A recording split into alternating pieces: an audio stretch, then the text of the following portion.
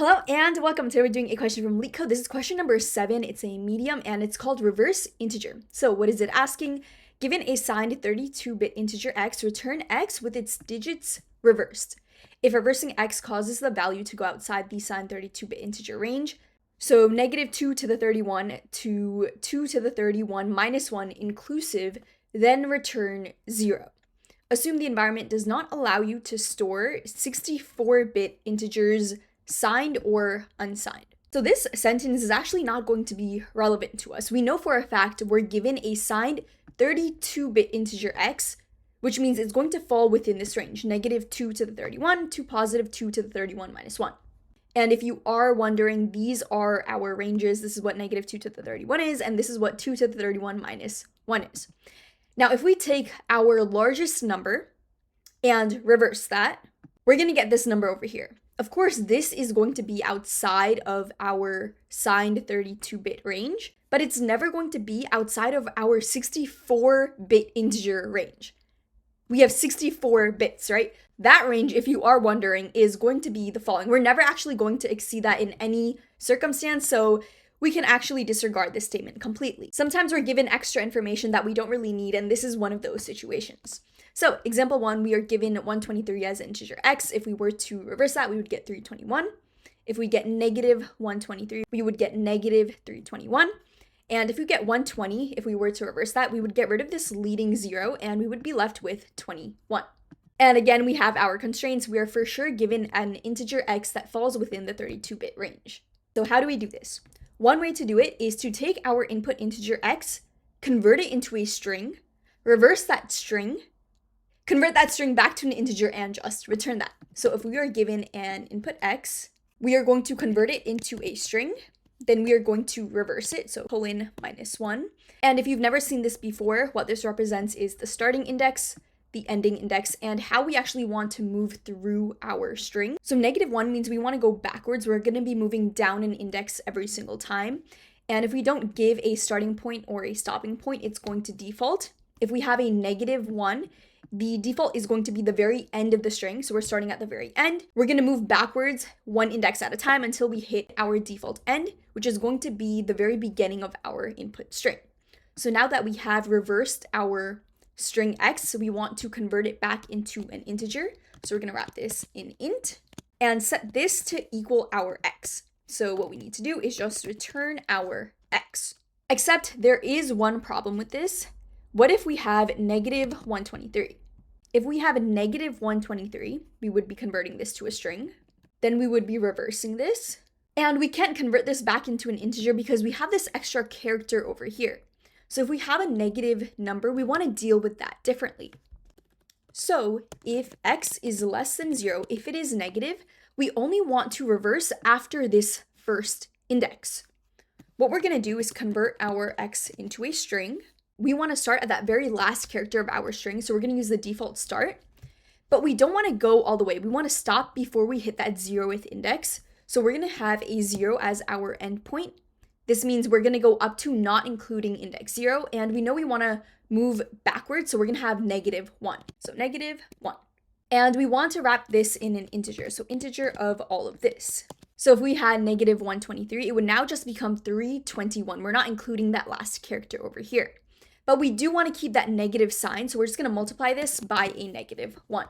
So this is what we are going to do if x is less than 0. If it is not less than 0, so else, we're going to keep what we have here. And we just want to return our x based on this. There's just one more check we want to make. We actually want to make sure we are within these bounds. So let's just set up those bounds. We're going to have our min int and our max int. So our minimum is going to be -2 to the 31. And our max is going to be 2 to the 31 minus 1. If x is less than our min int, or x is greater than our max int, it's outside of the bounds either on the min side or the max side, we just want to return 0. So we return 0. If it is within bounds, we're just going to return our reversed x. So let's go ahead and submit this. And it is accepted. So this was one approach. We take our input, convert it to a string, reverse that string, and then return it, making sure we are within bounds and we're passing all the checks. Now, if we didn't want to convert into a string, how would we do this? Now, if we don't want to convert into a string and then reverse each character at a time, what we'd have to do is work digit by digit. Say x equals 123. We want to reverse our x, which means we want to strip off each digit from x and build out a reversed x. So say we have a reversed x that starts off at 0. I want to take this last digit from x and add it on to my reversed x. How do I get this last digit? Remember, we are in a base 10 system, so anytime we have a multiple of 10, we move down a digit. And so to get this last digit, what we want to do is just integer divide by 10 and find out what our remainder is. If we were to integer divide 123 by 10, what would we get? 10 can go into 123 12 times, because 12 times 10 is 120.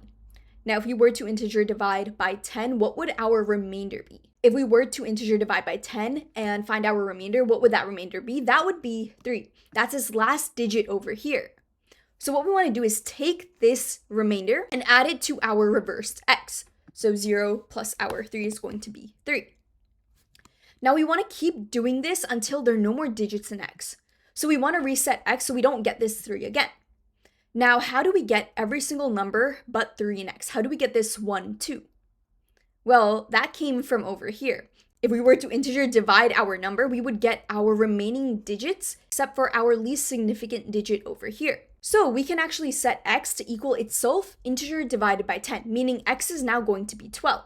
And if we repeat that same process, right, what is the remainder if we were to divide by 10? So x mod 10 is going to be 2, and we want to add it to the end of reversed x. Now we can't just add this, 3 plus 2 is going to be 5, but we want 32, right? So what we're going to do is take reverse x, and in order to shift it, again, this is a base 10 system, we just need to multiply by 10. So 3 times 10 is going to be 30. And to that, we're going to add our remainder of 2. So now we get 32. And we're going to set this equal to be reversed x. Now that this is done, we can reset our x. So x is going to equal itself integer divided by 10, meaning it's going to be 1. 10 can go into 12 once, and we'll get a remainder of 2, right? So x is now just going to be 1. We're going to do the same thing. We're going to get our last digit. So in order to get our last digit, we're going to do x mod 10. That's going to equal 1. And we're going to take reversed x, multiply it by 10, and just add our digit to that. So this is now going to become 321, which means we reversed our 123. And this is the logic we want to use. So how do we code this up? We're still going to have our bounds. We want to keep this over here, but we know we want to build out a reversed x. So what I'm going to do is initialize reversed x to be 0. Now, while there are still digits in x that we haven't moved on to reversed x, we're going to get our digit. So digit is going to equal x mod 10, the remainder from x. We're going to take that digit and add it to our reversed x. So reversed x is going to equal itself times 10 plus our digit. And we just want to reset our x to not include that last digit anymore. So x is going to equal itself integer divided by 10. In the end, all we want to do is return reversed x, but we want to make the same checks over here, right? So let me get rid of these lines. And if reversed x is less than min int or reversed x is greater than max int, we return 0. Otherwise, we return x. So say we had an example, say our input x was 120. How would our code actually play out line by line? We're first going to initialize our min int and max int. We're going to have our reversed x be 0. And while it's still greater than 0, we're going to go in this while loop. So digit is going to equal x mod 10. So digit is going to be 0. There's no remainder. If you were to divide by 10, it goes in evenly. So reversed x equals itself times 10. 0 times 10 is 0. Plus digit, which is 0. So it's going to stay 0. And we reset x to be itself integer divided by 10. So 120 integer divided by 10 is 12. We go back in this loop. X is still not 0. We get the digit, so digit is going to equal 12 mod 10, remainder is 2. Reverse x equals itself times 10, just going to say 0 plus digit, meaning it's 2. We reset our x. How many times does 10 go into x? It goes in once, so x is now just going to be 1. We're going to get rid of this digit over here. X is still not 0, so this is true. digit is x mod 10, 10 goes into x 0 times, and if it goes in 0 times, there is a remainder of 1. So digit is 1, reversed x equals itself times 10, so it equals 20, plus digit, so plus 1, meaning reversed x is 21. We reset our x, 1 integer divided by 10 is going to be 0, and we can't go in this while loop anymore because x is now 0. We make a check, reverse x is not less than our min int, it's not greater than our max int, so we don't need to go in here, and all we need to do is return our reversed x, which correctly points to 21. But there is one slight problem. This works perfectly for positive numbers, but what happens when we're dealing with negative numbers? Python always rounds down.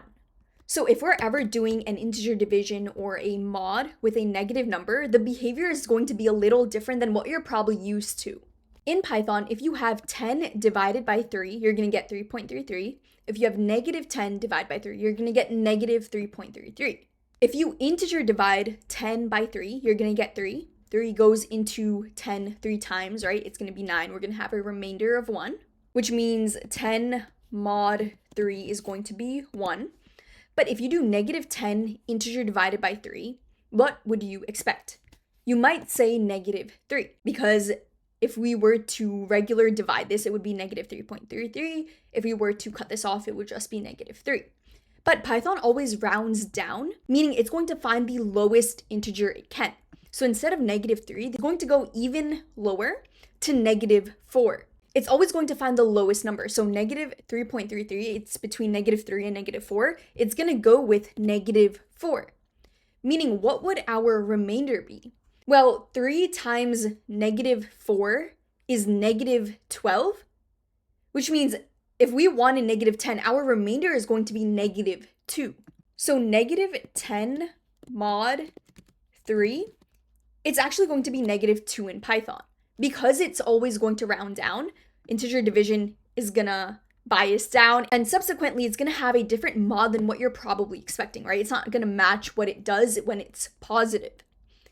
And so a quick fix for this, we can counteract it by just taking our input x, seeing if it is a negative number or not.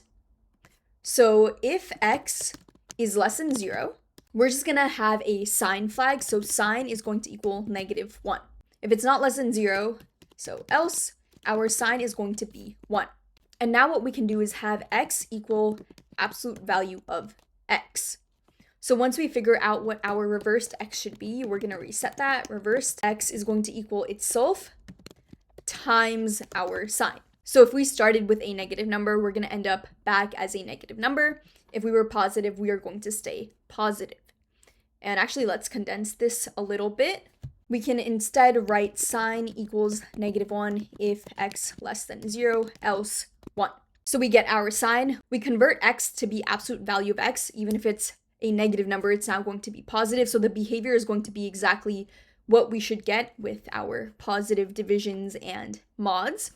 Once that's done, we're going to reset our sign to be what we had in the beginning, check if we're within bounds, and then just return our reversed x.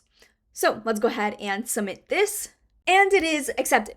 Now, doing a super quick walkthrough just to see how this would work with a negative number, say our input x was negative 1, we're going to have our min and max. Our sign is going to be negative 1 since x is less than 0, so sign is negative 1. X equals itself absolute value of x, so x is now just going to equal 1. Reversed x is going to be 0. And I'm actually also going to write what our input was so we don't lose track of that. It was negative 1. We got our reverse x. And while x, this is true, this is greater than 0, we're going to get our digit. So x mod 10 is going to be 1. Reverse x equals itself times 10. So it's going to say 0 plus digit, which is 1. So reversed x becomes 1. We integer divide x by 10. 10 goes into 1 0 times, so x is now equal to 0. So we are done. We've reversed x, and we just want to make sure it has the same sign it started with. So reversed x, meaning 1, times equal our sign. So 1 times negative 1 will make this negative 1. Now, reversed x is not less than our min int. It's not greater than our max int. So we can just go ahead and return our reversed x, which is correctly negative 1. If we were to reverse negative 1, of course, we would still get negative 1. So we just went ahead and solved reverse integer. We did this 2 different ways. If you have any questions, let me know down below in the comments. If this video was helpful, like, comment, share, and subscribe. It really supports the channel. And as always, I will see you in the next one.